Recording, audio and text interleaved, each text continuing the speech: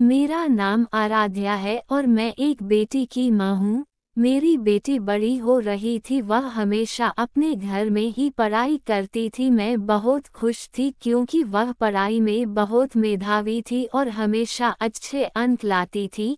मेरे पति अब इस दुनिया में नहीं हैं। एक रात मैंने अपने पति को सपने में देखा और उन्होंने मुझसे कहा कि ये 2-3 दिन के लिए अपनी बेटी के कमरे में छुप के देखो। मैंने वही किया जो वह कर रहा था, लेकिन मैंने जो देखा उससे मैं हिल गई और मैं 28 साल की उम्र में मेरी शादी हो गई और उसी उम्र में विधवा हो गई। मैं अपने पति से बहुत प्यार करती थी, इसलिए मैंने दोबारा शादी नहीं की और अपना पूरा जीवन अपने पति के नाम पर बिताने का फैसला किया। जब मेरे पति की मृत्यु हुई तो मेरी बेटी केवल 7 साल की थी। मैंने उसे बहुत प्यार और मेहनत से पाला ताकि मरने के बाद मैं अपने पति को गर्व से बता सकूं कि मैंने अपनी बेटी को अच्छे से पाला। भगवान की कृपा से मेरी बेटी अब 20 साल की हो गई है। आसपास के लोग अक्सर कहते हैं कि बच्चा एक होना चाहिए, लेकिन मेरी बेटी जैसा अच्छा होना चाहिए। लोग मेरी बेटी की बहुत तारीफ करते हैं और मेरी परवरिश की भी तारीफ करते हैं। ये सुनकर मेरा सिर ऊंचा हो जाता है।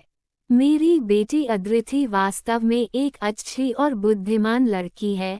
वह दिन रात अपनी पढ़ाई में व्यस्त रहती है और उसकी कड़ी मेहनत देखकर मेरा उसके प्रति प्यार और भी बढ़ जाता है और फिर मुझे वह रात याद आती है जो मैंने अपनी बेटी से छुपाई रखी।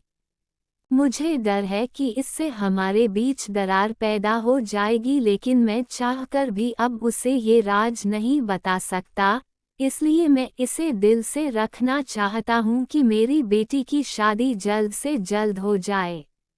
मैं इंटरमीडिएट की पढ़ाई पूरी करने के बाद उसकी शादी करना चाहता हूँ ताकि वह उस रात के रहस्य से दूर रहे, लेकिन मेरी बेटी और पढ़ना चाहती है। जब भी मैं अद्रिति से शादी के बारे में बात करता हूँ तो वह कहती है कि उसे अभी और पढ़ाई करनी है और वह कुछ बनने के लिए पढ़ाई करती है। एक दिन मैं रात का खाना बना रही थी, तभी मेरे पति के एक पुराने दोस्त का फ़ोन आया कि उन्होंने हमें अपनी बेटी की शादी में बुलाया और कहा कि आप अपनी बेटी को लेकर जल्दी हमारे घर आएं। हमारे उनके साथ अच्छे संबंध थे क्योंकि उनके दोस्त की पत्नी मेरी बहुत अच्छी दोस्त थी और हम एक साथ कॉलेज में थे। उन्होंने कहा कि उनकी इकलौती बेटी संजना की शादी थी, इसलिए वह हमें 1 महीने पहले ही बुलाना चाहते थे। ये सुनकर मैं बहुत खुश हुई और बोली, संजय वे साहेब आप चिंता मत करो, मैं जल्द ही आपके घर आऊंगी। संजना मेरे पति के दोस्त की बेटी थी, साथ ही मेरे दोस्त की भी बेटी थी। दरअसल मेरा शुरू से ही सपना था कि संजय वे साहेब आएंगे, उसके छोटे बेटे की शादी मेरी अद्रिति से कर दो। वह अद्रिति की उम्र का है और उसकी नौकरी भी बहुत अच्छी थी। वह मुझे शुरू से ही पसंद था। वह दिखने में अच्छा था और अद्रिति की जोड़ी उसके साथ बहुत अच्छी थी। संजय वे साहेब के 2 बच्चे थे, बेटी की शादी थी और फिर बेटा। मेरी बेटी उस घर में बहुत खुश थी। मैंने जल्दी से खाना बनाया और अद्रिति के कमरे की ओर गया। मैं दरवाजा खोलने के लिए पहुंचा और देखा कि अद्रिति ने अपना कमरा अंदर से बंद कर लिया है। मैंने जोर से दरवाजा खटखटाया और थोड़ी देर इंतजार करने के बाद दरवाजा खुला। मेरी बेटी को पसीना आ रहा था और वह बहुत घबराई हुई लग रही थी। मैंने पूछा, क्या बात है अद्रिति, तुमने अंदर से दरवाजा क्यों बंद कर लिया और इतनी देर से दरवाजा क्यों खोला? उसने कहा, माँ मैं बाथरूम में नहा रही थी। मैंने कहा, ठीक है ये सब छोड़ो, यहाँ आओ और मेरे पास बैठो। मैंने उसकी बात सुनी और उसे बैठाया और कहा, तुम्हें पता है बेटा, तुम्हारे प्यारे संजू अंकल का फ़ोन आया था, वह हमें संजना की शादी के लिए बुला रहे हैं। तुम अपनी पैकिंग शुरू करो, 2 दिन बाद हमें निकलना है। ये सुनकर अदृति का चेहरा पीला पड़ गया। उसने कहा, माँ मैं नहीं जा सकती। उसकी बात सुनकर मुझे बहुत गुस्सा आया और मैंने पूछा, आप क्यों नहीं जाओगी? तो उसने कहा, माँ मेरी परीक्षाएं शुरू होने वाली हैं, मुझे अपनी पढ़ाई की तैयारी करनी है और मैं किसी भी हालत में पढ़ाई नहीं छोड़ सकता। मैंने कहा, बेटा बात समझो, तुम अपनी सारी किताबें महली ले जाओगे, वहां जाकर आराम से पढ़ाई करना, कोई बड़ी बात नहीं है, लेकिन शादी में जाना बहुत जरूरी है क्योंकि मुझे तुम्हारे लिए संजना का भाई पराग पसंद है। तुम दोनों एक दूसरे को देखोगे तो बात आगे बढ़ेगी। अदृति कहती है, माँ मैं शादी के लायक नहीं हूँ। मैं उसकी बातों से बहुत परेशान हुआ और गुस्से में पूछा, तुम्हारा मतलब क्या है? वह डरते हुए बोली, माँ मैंने कितनी बार तुमसे कहा है कि मैं पढ़ लिखकर कुछ बनना चाहती हूँ। मैंने उसकी बात सुनी, बस उसकी तरफ देखा। रिलम अगले दिन भी मैंने बहुत कोशिश की कि मेरी बेटी शादी में जाने के लिए राजी हो जाए। क्योंकि मैं उसे शादी में ले जाना चाहता था तो मैंने यहाँ तक कह दिया कि अगर तुम शादी में नहीं जाओगे तो मैं भी नहीं जाऊंगा। लेकिन फिर भी उसने मेरी बात नहीं मानी। मैं पहले से ही अपनी दोस्त कल्पना के घर जाना चाहता था, लेकिन उसकी बेटी के मनाने के कारण नहीं जा सका। अब शादी में केवल 5 दिन बचे थे, इसलिए मुझे खुद को तैयार करना था। मैं अपने पति के पुराने दोस्त और अपने पुराने दोस्त के साथ इस दोस्ती को बर्बाद नहीं करना चाहती थी। मैंने अदृति को बताया कि मैं अगले दरवाजे से कहूँगा कि उन्हें 1 सप्ताह के लिए आपके साथ रहना चाहिए। अदृति नाराज हो जाती है और कहती है, माँ मुझे किसी पड़ोसी की ज़रूरत नहीं है, मैं अकेली रह सकती हूँ। अगर वे मेरे कमरे में सोने की जिद करेंगे तो मुझे क्या करना चाहिए? मेरी पढ़ाई में दिक्कत होगी। मैंने गुस्से में कहा, तुम्हें पता है पढ़ाई के साथ साथ अपने माता पिता का सम्मान करना और उनकी बात मानना बहुत जरूरी है। फिर तुम मुझे बताओ कि तुम्हारे कमरे में ऐसा क्या है जिससे वे तुम्हारे कमरे में नहीं रह सकते? अगर पढ़ाई में दिक्कत होगी तो तुम बाहर सोफे पर बैठ जाओगी। अदृति कहता है, हाँ तुम्हें पता है मैं अपने कमरे में अकेला पढ़ता हूँ। उस समय मेरा फोकस अच्छा होता है, इसलिए किसी की मौजूदगी से परेशान हो जाता हूँ। मैंने कहा, ठीक है, पड़ोसी मेरे कमरे में सोएगा और तुम आराम से पढ़ाई करोगे। बड़ी मुश्किल से शादी में जाने के लिए तैयार हुआ। मुझे पता था कि संजय भाई और कल्पना मुझसे अदृति के बारे में जरूर पूछेंगे क्यों वह शादी में नहीं आई। जैसे ही मैं शादी वाले घर पहुंचा तो संजय भाई साहब ने कहा, अरे भाई तुम अदृति बेटी को फिर से क्यों नहीं लाए? कल्पना ने उनकी बात मान ली। मैं डर गया और कहा कि वह पढ़ाई को लेकर बहुत गंभीर है, उसकी परीक्षा शुरू होने वाली है, इसलिए वह नहीं आ सका। कहा था कि जब उसकी परीक्षा खत्म हो जाएगी तो वह संजय अंकल और कल्पना आंटी के घर जाएगा, इसलिए वह नहीं आया, लेकिन परीक्षा के बाद वह आएगा। संजय वैश्य ने कहा, अरे वाह ये तो बहुत अच्छा है। और कल्पना ने ये भी कहा कि आराधना तुमने अपनी बेटी का बहुत अच्छे से ख्याल रखा है। संजय भाई ने मेरी तरफ देखा और कहा कि मैं शादी और खुशी के समय के बारे में सोचता हूँ, इसलिए मैं तुम्हारी खुशी की कामना करता हूँ। काश मैं अपने मृत दोस्त की बेटी को अपने घर लाता। और अदृति को अपनी पत्नी के रूप में देखकर कल्पना भी बहुत खुश थी। कल्पना ने कहा, जैसे ही संजना की शादी खत्म होगी मैं अदृति का रिश्ता तुम्हारे घर ले आऊंगी। मेरी आंखों में आंसू आ गए। मैंने संजय भाई से कहा, और कल्पना तुमने मेरे दिल की बात कह दी। ये खबर सुनकर मुझे बहुत खुशी हुई। संजय भाई खुश हो गए और आगे बढ़ गए, लेकिन कल्पना ने मुझे गले लगा लिया और कहा कि हम अब अपनी दोस्ती को जोड़ना चाहते हैं। इस तरह हमारी दोस्ती लंबे समय तक चलेगी। संजना की शादी बहुत मज़ेदार रही और शादी अच्छे से हो गई। शादी के बाद मैं अपने घर वापस आ गया। पड़ोसन मेरी बेटी से बहुत खुश थी। उसने कहा कि मैंने तुम्हारी बेटी जितनी अच्छी और बुद्धिमान लड़की नहीं देखी। मुझे ये सुनकर बहुत खुशी हुई। मैंने अपनी पड़ोसी अंजलि को धन्यवाद दिया। बहुत बहुत धन्यवाद। आपने मेरी अनुपस्थिति में मेरी बेटी का ख्याल रखा। मैंने उसे कुछ दिया और फिर वह अपने घर चली गई। मैंने अदिति को सूचित किया। संजय अंकल और कल्पना आंटी, जिन्होंने आपकी शादी के लिए हाथ मांगा था, अपने बेटे पराग के साथ आपकी शादी चाहते हैं। मेरी बात सुनकर अदिति ने कुछ नहीं कहा। उन्होंने मुझे अजीब तरह से देखा और कहा कि आपने हमेशा मुझे मेरे पापा के दोस्तों में से एक के बारे में ही बताया है, जबकि मेरे पापा के कई दोस्त थे। मुझे याद है जब मैं छोटी थी तो संजय अंकल के अलावा रितेश अंकल हमारे घर आते थे, लेकिन जब से पापा का निधन हुआ है, उस दिन के बाद से ऋष अंकल ने हमारे घर आना बंद कर दिया। पापा की मौत के साथ ऋष अंकल की भी मृत्यु हो गई या आपने कभी उनके बारे में कुछ नहीं कहा? अदिति ने मेरे पुराने घावों को झकझोर दिया। मैंने उससे कहा, हाँ, मैंने तुम्हें रितेश के बारे में कुछ नहीं बताया। तुम्हें पता है कि तुम्हारे पापा ने मुझसे प्यार करके शादी की है। तुम्हारे पापा के परिवार वाले नहीं चाहते थे कि हम शादी करें, लेकिन तुम्हारे चाचा हमारी शादी से कुछ महीने पहले हमारे घर आए थे। ऋषि ने भी शादी कर ली थी।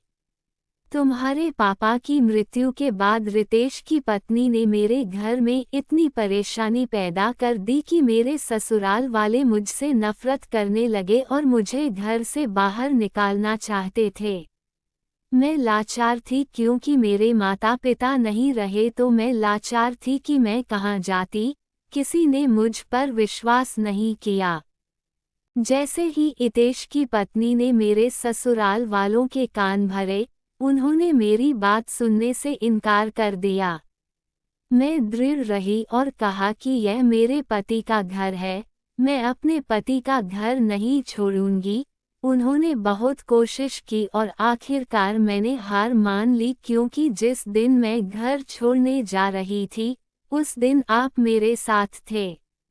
मैंने उस दिन निर्णय लिया कि हम अपने पति के स्विस मित्र हितेश भाई और उनके परिवार से कोई संबंध नहीं रखेंगे, क्योंकि जब आप 5 वर्ष के थे तो उनकी पत्नी ने मुझे असहाय बना दिया था। मेरे ससुराल वालों ने मुझ पर गलत आरोप लगाया और आप जानते हैं कि किसने कहा कि केवल रितेश अंकल की पत्नी है, जबकि रितेश भाई को पता था कि मैं गलत नहीं हूं और मुझ पर आरोप लगाया जा रहा है, लेकिन उन्होंने अपनी पत्नी के अनुसार मेरी मदद नहीं की। उनकी पत्नी मेरे साथ ऐसा कर रही थी क्योंकि मैं सुंदर थी और वह नहीं थी, इसलिए उन्होंने मेरी सुंदरता देखी और पानी पी लिया और मेरे ससुराल वालों को संभाल लिया। सौभाग्य से आपके चाचा ने हमारी मदद की और उस घर से हमें हिस्सा दिलाने की व्यवस्था की, जिससे हम यह घर खरीद सके। आपके दादाजी बहुत स्वार्थी व्यक्ति थे। आपके पिता का वेतन अच्छा था।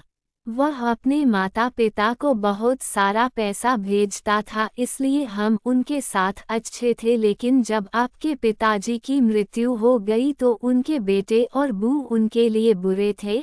आपके चाचा और चाची बहुत अच्छे लोग थे। वे हमारे घर आते रहे और मुश्किल समय में हमारी मदद की, लेकिन तुम्हारे दादाजी दीदा रितेश की पत्नी के कहने पर हमें घर से बाहर निकालना चाहते थे। उन्होंने हमें घर से बाहर निकालने की बहुत कोशिश की, लेकिन तुम्हारे चाचा ने मामले को संभाल लिया। हम इस घर में पूरी तरह से आ गए और फिर भी उन्होंने कभी कभी हमें भगाने की कोशिश की, लेकिन तुम्हारे चाचा ने मामले को संभाल लिया। उन्होंने मुझे डरा दिया और अदालत से तुम्हारी नौकरी छीनना चाहते थे। लेकिन तुम्हारे चाचा ने बात संभाल ली। अगर मेरी मदद न होती तो तुम और मैं आज किसी के घर में काम कर रहे होते। इसीलिए मैंने आज तक तुम्हें तुम्हारे दादा दीदा रितेश और उनकी पत्नी के बारे में कुछ नहीं बताया। मैंने ऐसा नहीं किया ताकि आपका ध्यान उनकी ओर न जाए। अदिति का चेहरा गंभीर हो गया। वह बहुत परेशान हो गई और मैं अपने कमरे में चली गई।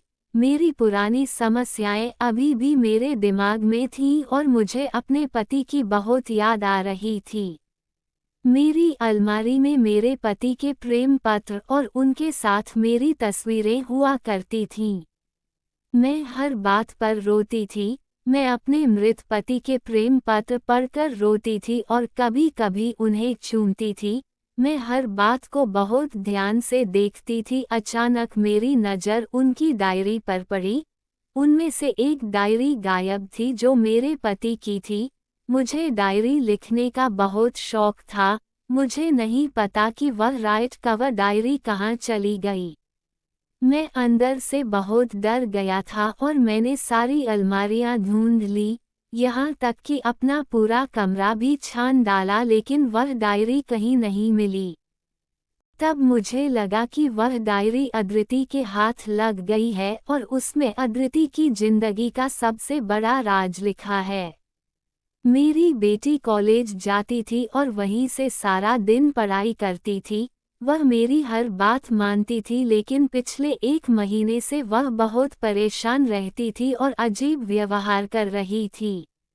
वह सब कुछ छोड़कर चली गई, हमेशा परेशान रहती थी। वह मेरी बात नहीं सुनती थी। मैं उसके लिए बहुत चिंतित था, इसलिए मैंने सोचा कि किसी समय उसके कमरे की तलाशी लूं।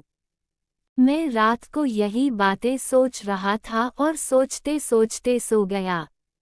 मैं गहरी नींद में थी, तभी मैंने सपने में अपने पति को देखा तो उन्होंने कहा कि आराध्या, तुम 2 दिन तक बेटी के कमरे में छुप जाओ और देखो वह क्या कर रही है। जब मैं उठी तो मैं बहुत हैरान थी।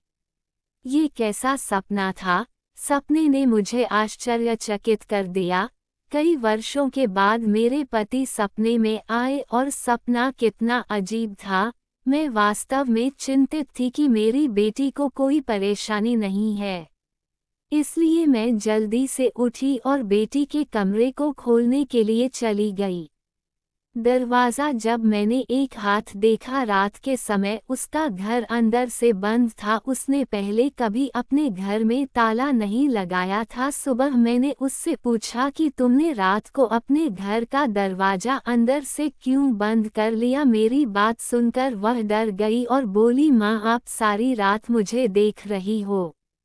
मैंने मजाक करने की कोशिश की और हंसकर बोला, नहीं लड़की, मुझे रात को डर लग रहा था, इसलिए मैं तुम्हारे पास आ गया। उसने कहा, मुझे नहीं पता कि तुम रात को डरते थे या नहीं, लेकिन अब मुझे तुमसे बहुत डर लगता है।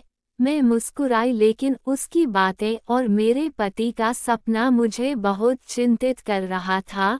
मैंने फैसला किया कि मैं अपने मृत पति की बातों को नज़रअंदाज नहीं कर सकती। उस रात मैं अपनी बेटी के कमरे में गई और उसकी अलमारी के पीछे छिप गई। मेरी बेटी घर आई और एक किताब पढ़ने के लिए बैठ गई। वह पढ़ाई में व्यस्त था और मैं अलमारी के पीछे छिपा हुआ था। वह पूरी रात पढ़ाई करता था। वह सुबह 6 बजे अपनी किताब बंद कर देता था और बिस्तर पर चला जाता था। वह सुबह 8 बजे कॉलेज जाता था, इसलिए वह केवल 2 घंटे ही सोता था और शरीर भी टूट रहा था। मैंने सोचा कि मैं एक बच्चे की तरह एक सपने का पालन क्यों कर रहा हूँ। अगले दिन मैंने सोचा कि मैं रात में फिर से लड़की के कमरे में नहीं जाऊंगा, लेकिन रात को मैं अपने कानों में अपने पति की आवाज़ सुनती रही, जैसे वह कह रहे हों कि जाओ आराध्या को अदिति के घर जाना। मैं ज़्यादा देर तक अपने इरादे पर कायम नहीं रह सकी और जब रात हुई तो मैं अपनी बेटी के कमरे में वापस चली गई और अलमारी के पीछे छिप गई। आज मेरे पैर में बहुत दर्द हो रहा था, लेकिन मैंने खुद को संभाल लिया और पूरी रात खड़ी रही। मैं अलमारी के पीछे खड़ी रही और मेरी बेटी दूसरी रात भी एक के बाद एक भी पढ़ रही थी। सुबह में मैं अपने कमरे में चला गया और सोचा कि शायद ये सपना आ रहा है मेरे लिए, क्योंकि मैं हर दिन अपने पति की यादों में डूबती रहती हूँ और बार बार उनकी तस्वीरें देखती हूँ, इसलिए उनकी यादें मेरे दिमाग पर हावी होती जा रही हैं। शायद सपनों की कोई हकीकत नहीं होती, मैंने सोचा। सपने के कारण मुझे अपनी बेटी पर शक नहीं होगा। मैंने कुछ देर आराम किया और फिर रसोई में जाकर नाश्ता बनाने लगी। मैंने अद्रिति के लिए नाश्ता बनाने के बारे में सोचा। जब मैं उसे नाश्ता देने के लिए उसके कमरे में गई, तो मैं दरवाजे पर पहुंची और कुछ सुना। अंदर से शोर आ रहा है। वह रो रही थी और मैं हैरान था कि आखिर उसे क्या हुआ और वह क्यों रो रही है। वह रोते हुए कह रही थी कि आज मुझे तुम्हारी बहुत याद आती है, आओ और मुझे जल्दी से ले जाओ, मैं तुम्हारे बिना नहीं रह सकती। मैं सदमे में थी। मैंने जल्दी से दरवाज़ा खोलने की कोशिश की, लेकिन फिर मैं ये देखकर हैरान रह गया कि दरवाज़ा अंदर से बंद था। मैंने ज़ोर ज़ोर से दरवाज़ा खटखटाना शुरू कर दिया। कुछ देर बाद अद्रिति ने दरवाज़ा खोला और कहा कि माँ, आपको क्या हो गया है? आप इस तरह दरवाज़ा क्यों खटखटा रही हैं? मैं दरवाज़ा खोलने ही वाला था, लेकिन आप भूकंप की तरह दरवाज़ा पीटते रहे। पहले तो मैंने सोचा कि उससे पूछूं कि वह किससे बात कर रही है, लेकिन जब मैंने उसके हाथ में अपने पिता की तस्वीर देखी तो मुझे एहसास हुआ कि शायद वह अपने पिता की याद में डूब रही थी और उसे याद कर रहा था। लेकिन न जाने क्यों मेरा मन बहुत बेचैन हो रहा था। मैंने अद्रिति से कहा, ये तुम्हारा नाश्ता है, तुम अपने कमरे में खा लो। मैं तुम्हारे लिए नाश्ता लाया और मैंने नाश्ते की ट्रे उसे दे दी। उसने बिना कुछ कहे तस्वीर एक तरफ रख दी और अपना नाश्ता करने लगा। मैं बहुत चिंतित और भ्रमित थी। मैंने सोचा कि आज की रात आखिरी रात होगी और मैं अद्रिति के कमरे में अलमारी के पीछे जाकर छुप जाऊंगा। रात को मैं फिर अपनी बेटी के कमरे में गया और अलमारी के पीछे छुप गया। मेरी बेटी हमेशा की तरह कुर्सी पर बैठ गई और मेज पर रखी किताब खोलकर पढ़ने लगी। वह अपनी पढ़ाई में बहुत व्यस्त थी। थोड़ी देर बाद अचानक अद्रिति के कमरे की खिड़की पर दस्तक हुई। मुझे आश्चर्य हुआ कि इतनी रात में खिड़की पर कौन आ सकता है। अद्रिति ने जल्दी से किताब बंद की और खिड़की की ओर बढ़ी। मैंने किसी के कूदने की आवाज़ सुनी। मेरा दिल जोर जोर से धड़कने लगा और अद्रिति रोने लगी और बोली कि तुम इतनी देर तक क्यों नहीं आए? तुम्हें नहीं पता कि मैं तुमसे कितना प्यार करता हूँ। मैंने सोचा कि अगर मैंने तुम्हें आज फ़ोन नहीं किया होता तो शायद तुम आज यहाँ नहीं आते। सुबह जब मैं आपसे फ़ोन पर बात कर रहा था तो अचानक माँ आ गईं। मुझे पूरा विश्वास है कि माँ ने हमारी बात सुनी है, इसलिए मैंने जल्दी से पिताजी की फ़ोटो ले ली ताकि माँ को लगे कि मैं पिताजी की तस्वीर से बात कर रहा हूँ। इन बातों को सोचकर मुझे बहुत शर्म आ रही थी। मैं अपनी बेटी की बातों पर सोच रही थी, तभी मुझे एक लड़के की हंसी सुनाई दी। वह हंसते हुए कह रहा था कि क्या तुम आज आ रहे हो? मैंने तुम्हें कितनी बार कहा है कि मेरे साथ चलो।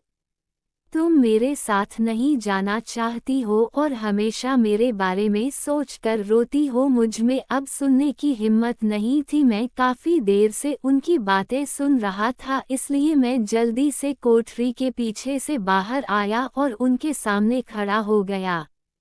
जब उन्होंने मुझे दिखाया तो उनकी आंखें फैल गईं। अद्रिति आगे आई और बोली, माँ, आप कैसा व्यवहार कर रही हैं? आप यहाँ क्या कर रही हैं? आपको अपनी बेटी के कमरे में छिपने में शर्म नहीं आती? तुम इतना घिनौना काम कैसे कर सकते हो? मेरी बेटी को शर्म आने की बजाय बहुत गुस्सा आ रहा था। फिर मैंने बढ़कर को चिल्लाते हुए कहा कि अगर तुम मेरे सामने ज्यादा बात करने की कोशिश करोगे तो ये बकवास है, लेकिन आपको अपने जीवन को बर्बाद करने के लिए खुद पर शर्म आनी चाहिए। आप इस लड़के को घर ले आए। ये लड़का कौन है? इसकी माँ से झूठ बोलने में आपको कोई शर्म नहीं आती? और अपने पिता की इज्जत को तार तार करने के लिए तुम ऐसी गलती करोगे कि अपने प्रेमी को फोन पर रोते हुए घर बुलाओगी? मैंने कभी नहीं सोचा था। और इस लड़के को देखो, भाग नहीं रहा है, अपनी आंखें बंद करके खड़ा है और सोच रहा है कि एक असहाय और बूढ़ी औरत हमारे साथ क्या कर सकती है। अदिति कहती है कि माँ, यह मेरा बॉयफ्रेंड है, मेरा पति नहीं। हम दोनों ने शादी कर ली। और यह सुनने के बाद मेरे पैरों से जमीन खिसक गई। आखिरकार मेरी बेटी ये क्या कह रही है? मैंने कहा, बागी लड़की, तुम्हें ऐसा करने में शर्म नहीं आती? ये लड़का कौन है? तुम उसे कैसे जानती हो? ये सुनकर अदिति रोने लगी और बोली, हाँ माँ, मैं सच कह रही हूँ, ये मेरा पति है। ये बात मुझे पापा की डायरी से पता चली और उस डायरी में उनके घर का पता लिखा था। उनका नाम रात था। पापा की डायरी में रात के बारे में सारी जानकारी लिखी हुई थी। अब मुझे सब पता चल गया है। हम बचपन से बहुत अच्छे दोस्त थे और पापा ने मेरा और राज का रिश्ता तय कर दिया था। ये रितेश अंकल के बेटे की डायरी में लिखा था। पिताजी चाहते थे कि मैं राज से शादी करूं। अदिति कहती है, माँ, पिताजी ने लिखा था कि अगर मुझे कुछ हो गया तो तुम्हें कोई पसंद नहीं है, तुम उस लड़के से शादी कर लेना जो मैंने तुम्हारे लिए चुना है। कोई शर्म नहीं कि तुमने पापा का ये वादा मुझसे छुपाया? तुमने मेरे दादा दादी को बेटी से छुपाया। मैं सिर्फ अपने चाचा चाची को जानता था और सोचता था कि मेरे दादा दादी इस दुनिया में हैं, लेकिन जब तुमने मुझे दादा दादी के बारे में सब कुछ बताया तो मुझे एहसास हुआ कि तुमने नहीं बताया, क्योंकि उन्होंने हमारे साथ बहुत गलत किया था। आपने रितेश अंकल की पत्नी के बारे में तो कहा कि वह आपके साथ बुरा व्यवहार करते हैं, लेकिन आपने कभी भी रितेश अंकल के बेटे राज का जिक्र नहीं किया। भले ही आप चंचल के बेटे पराग से शादी करना चाहते थे, लेकिन आपने ऐसा इसलिए किया ताकि मुझे कुछ भी याद न रहे। अदिति कहती है, माँ, मुझे पता था कि इन चीजों को करने के पीछे आपके पास एक कारण था। मैंने अपने जीवन के इतने वर्षों में आप में कभी कोई बुराई नहीं देखी, लेकिन माँ, मैं अपने पिता द्वारा किया गया वादा पूरा करना चाहता था। तभी राज आगे आया और हाथ जोड़कर बोला, आंटी, समय आगे बढ़ गया है, अब चीजें पहले जैसी नहीं हैं, हर कोई बेहतर है।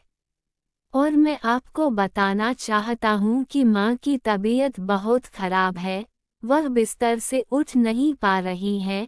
हो सकता है कि उन्होंने आपके साथ जो किया हो, भगवान ने उन्हें उनकी गलती की सजा दे दी है। माँ को लकवा मार गया है, डॉक्टर ने कुछ समय दिया है।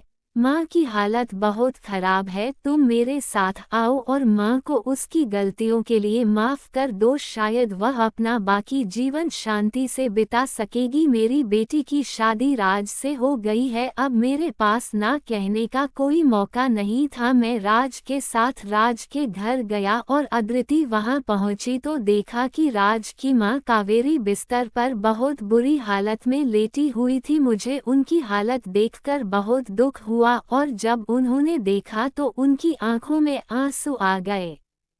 मुझसे वह कुछ नहीं कह सकी, लेकिन उसकी आंखें देखकर मुझे ऐसा लगा जैसे वह मुझसे माफ़ी मांग रही हो।